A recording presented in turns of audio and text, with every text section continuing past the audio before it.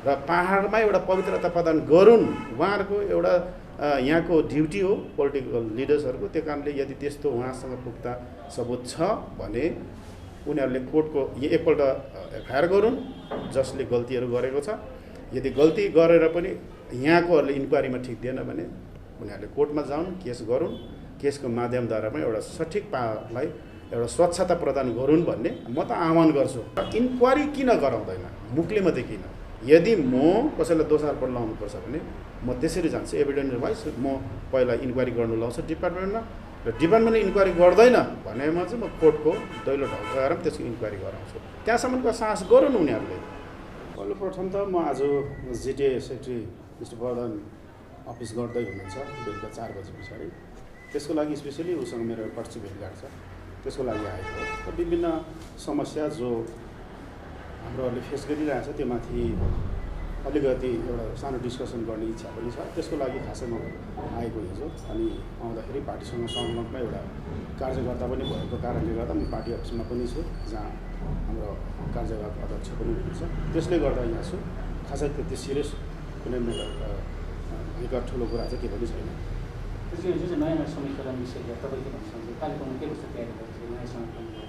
मान्छेमा उत्साह छ नयाँ समीकरण। त्यो कारणले हुन त हामी त्यहीँ थियौँ होइन, हिजो पनि त्यहीँ थियौँ। अब नयाँ पार्टी खोलेर नयाँ फ्ल्यागमा जाने भन्ने कुरा पनि हामी नै हुन्छौँ। त्यहाँ नयाँ कुरा भन्ने कुरा सायद अब अलग हुन्छ भन्ने कुरा होइन, तर मानिसकोमा एउटा इच्छा थिएछ।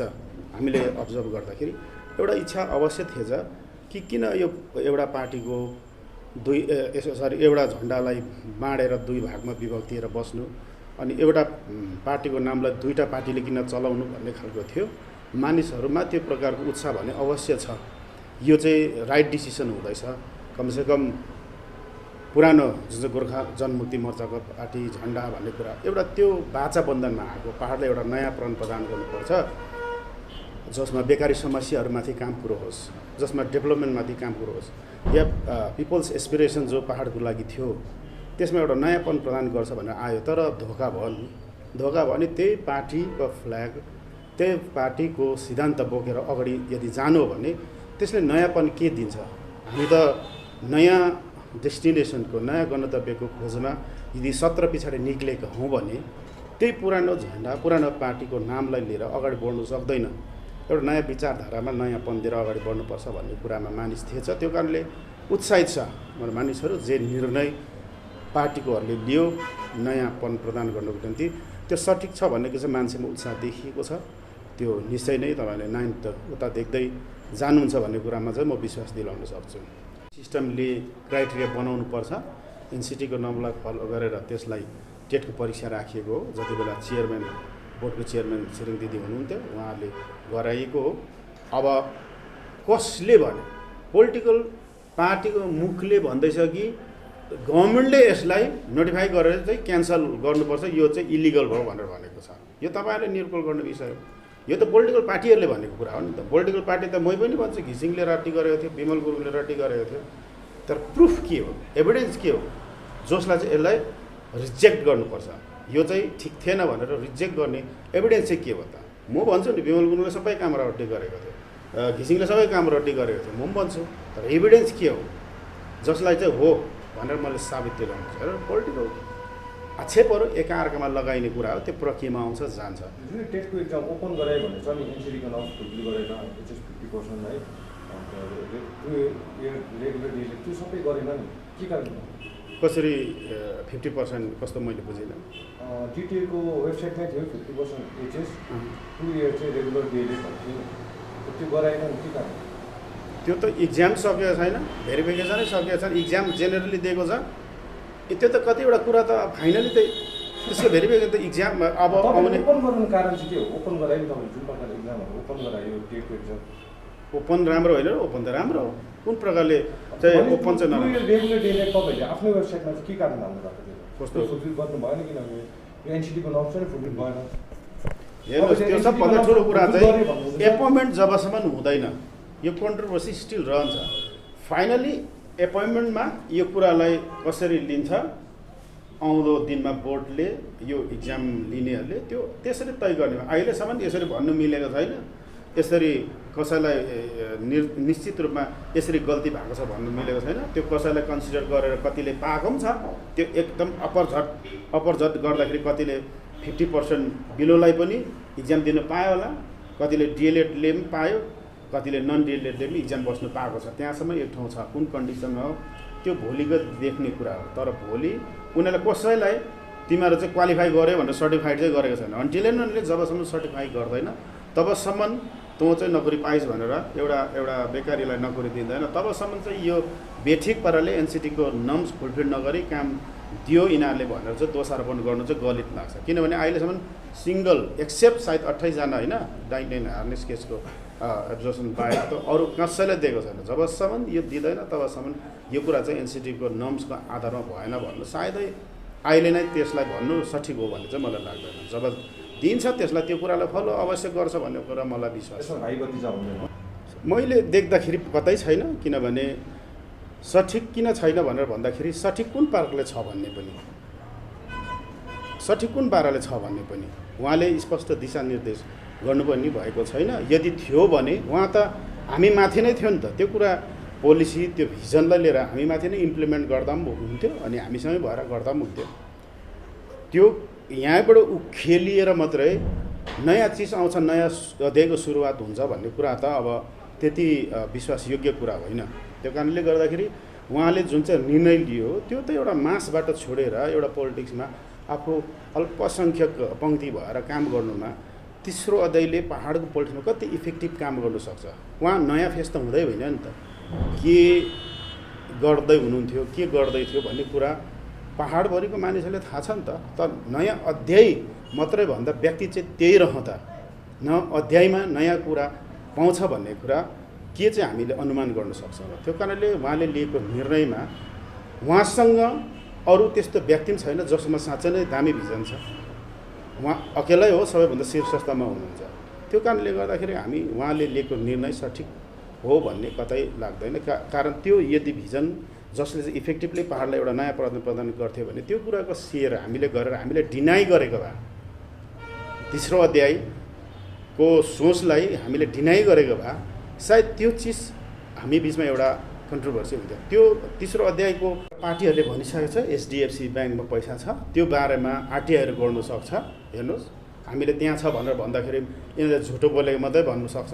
त्यो कारणले हामीले स्पष्ट गरिदिएको छ, पार्टीले स्पष्ट आफ्नो स्टेप लिएको छ, त्यो पैसा स्टिल छ। अनि म आफै पनि एउटा बेङ्गा पार्टी वर्कर, म आफै पनि चेयरम्यान, त्यति बेलाको चेयरम्यान अनि थापाज्यूलाई सोध्छु यो पैसा कहाँ गयो त, के हुँदैछ भनेर भन्दाखेरि उहाँले स्पष्ट भन्नुहुन्छ कोभिडको काल भयो त्यति बेला जुन चाहिँ रिलिफ फन्डको उद्देश्यले उठाउँदैछ त्यसरी चाहिँ बन्दी भएन। टी गार्डन सुचारू रूपले चलिबस्यो र त्यो उठेको 2-2.5 करोड पैसा मिसयुटिलाइजेसन नहोस्, एउटा श्रमिक भवन बनाउन त्यसमा म्याचिङ ग्रान्ट दियो अरे। यो कोभिड कालमा उठाइएको रिलिफ फन्ड अहिलेसम्म किन चाहिँ यो उपयोग गर्ने ठाउँ कहाँ छ, केमा गर्ने? सबभन्दा ठुलो कुरा चाहिँ उपयोग कुन उद्देश्यले गरेको भन्दाखेरि सायद अब टी गार्डन बन्द भयो, त्यो ठाउँमा चामल नुन तेलको अभावहरू पर्न सक्छ, केही इमिडिएट रिलिफको काम गर्नुपर्छ भन्ने उद्देश्यले उठाएको। तर टी गार्डनमा होस् कुनै सर्भिसेसहरूमा होस् सरकारले निरन्तरताको साथमा आफ्नो सेलेरी वेजेसहरू दियो। त्यो कारणले जुन उद्देश्यमा उठाएको त्यो ठाउँमा यो पैसा प्रयोगमा नआउने भएपछि यसलाई डाइभर्सन गरेर अलग्गै एउटा श्रमिक भवन बनाऊ जो चाहिँ हस्पिटलको छेउमा होस्, नर्थ बेङ्गालको मेडिकल कलेज छेउमा सरकारले जमिन मागेर त्यो ठाउँमा श्रमिक भवन बनाओस्, जसले चाहिँ श्रमिक दाजुभाइ दिदीबहिनी बिमारी हुँदाखेरि हस्पिटल आउनु जानुको लागि त्यसको सुविधा लिउन् भन्ने उद्देश्य मात्रैले यसो गरेको भन्ने उहाँले एज पार्टीमेन मलाई दिएको क्लियरिफिकेसन हो। अरू पैसा त्यहाँ छ र प्रयोग गरिएको छैन त्यो स्पष्ट नलाग्नु, तेस्रो अध्यायको सुरुवातमा लाग्नु भएको। त्यो कारणले गर्दा त्यो अध्याय के हो अहिलेसम्म खोलिएकै छैन। त्यो कारणले गर्दाखेरि हामी त्यसलाई इफेक्टिभ मान्दैनौँ र उहाँले गरेको निर्णय एउटा सठिक बेठिक निर्णयको शिकार हुनुभएको छ भन्ने कुरा चाहिँ अहिले विनय दाजुले है जिटिएको करप्सनको पनि स्टेटमेन्ट पास गरिरहनु भएको छ पास्ट डेजमा होइन, त्योमा चाहिँ तपाईँ के भन्नु चाहनुहुन्छ? हेर्नुहोस् है, त्यो चाहिँ उहाँ आफै नै प्रेसिडेन्ट हुनुहुन्थ्यो र अनितज्यू र विनय दाजुले लगभग सायद है 3-3.5 वर्ष 4 वर्ष जस्तो जिटिए चलाउनु भएको। अनि अनित थापा उहाँको सचिव हो, जसलाई स्टेटसँग मिलेर उहाँहरूले नै नोमिनेट गरेको Anit Thapa one of the chairman हुनुहुन्थ्यो जिटिएको। अनि उहाँ आफै पनि चेयरम्यान बसिसक्नु भएको र जति बेलासम्म उहाँ रिजाइन गर्नु भएन आफ्नो पार्टीदेखि त्यति बेलासम्म यो कुरा उहाँले कहिले कतै पनि कुनै ठाउँमा निकाल्नु पनि भएको छैन। यदि त्यस्तो हो भने उहाँ जाने दिनमा यो पार्टीसँग बनिरहनु ठिक लागेन। म आत्मग्लानी भयो। 17 मा मैले पहाडमा एउटा नयाँ प्राण प्रदान गर्नुले ल्याएर मैले अनेक असल कुराहरू यिनीहरू सिकाउँदा नमानेपछि म तिक्त भएर यो पार्टीबाट छोडेर जाँदैछु भन्दाखेरि एउटा प्रासङ्गिक हुन्थ्यो कुरा, सान्दर्भिक पनि हुनसक्थ्यो। त्यो त उहाँले त्यस दिन भन्नु भएन, तर 1 महिना पछि अर्कालाई कटाक्ष गर्छु भन्ने उद्देश्यले एउटा ट्रेडिसनल सिस्टममा पोलिटिक्समा एउटाले अर्कालाई कटाक्ष गर्छ, त्यही मात्रैको एउटा हामी एउटा एडिसन देख्छौँ। तर त्यो हिसाबले भन्नुपर्दा चाहिँ हामीलाई यसरी लाग्दैन कि उहाँले कटाक्ष गरेको कुरा द्याट इज पोलिटिकल स्टन्ट मात्रै हो। यथार्थमा भन्ने किन, यदि मेरोमा प्रुफ छ, मेरो एगेन्स्टको छ भने चाहिँ म माइकमा भन्दिनँ, म कोर्टमा जान्छु। मेरोमा एभिडेन्स छ भने म माइकमा भन्दिनँ, एभिडेन्स जान्छु, एभिडेन्स वाइज म कोर्टमा जान्छु। कोर्टबाट मेरो ओपिनियनलाई फसाउने कुरामा म सिधै फसाइदिन्छु। म किन जान्छु माइकमा जान्न र म प्रेसमा जान्न। जे गल्ती छ त्यसको म सिधासिधी कोर्टमा गएर कोर्टबाटै त्यसको निर्णय निकाल्ने उद्देश्य राख्छु। त्यो पोलिटिक्समा त हेर्नुहोस् के भन्छ त्यो देशभरिकै यस्तै छ।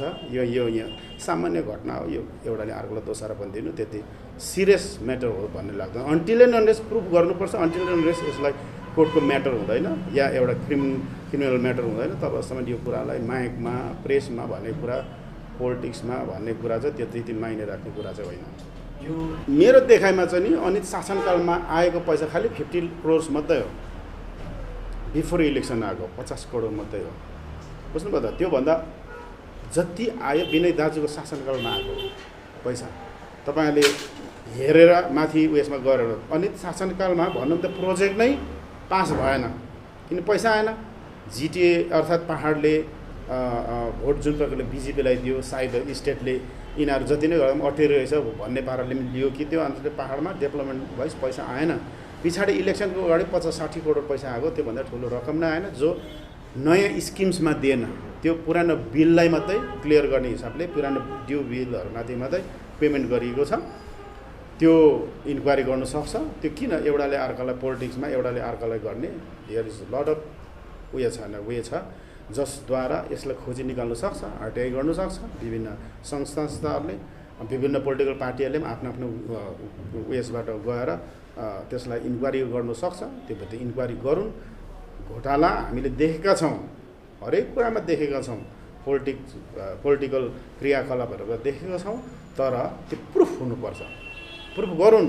हामीलाई लाग्छ पहाडलाई एउटा नयाँपन प्रदान गर्नुपर्छ भने यदि घोटालाहरू भएको छ भने त्यसको प्रुफ हुन्, जसले गर्दा चाहिँ पहाडमा फेरि पनि त्यस्तो प्रकारको साहस नगरोस् कि पहाडमा डेभलपमेन्टमा आएको, पहाडको इन्फ्रास्ट्रक्चरको डेभलपमेन्टमा आएको पैसाहरू मिसयुटिलाइजेसन नहोस्। यो हामी स्पष्ट भन्छौँ।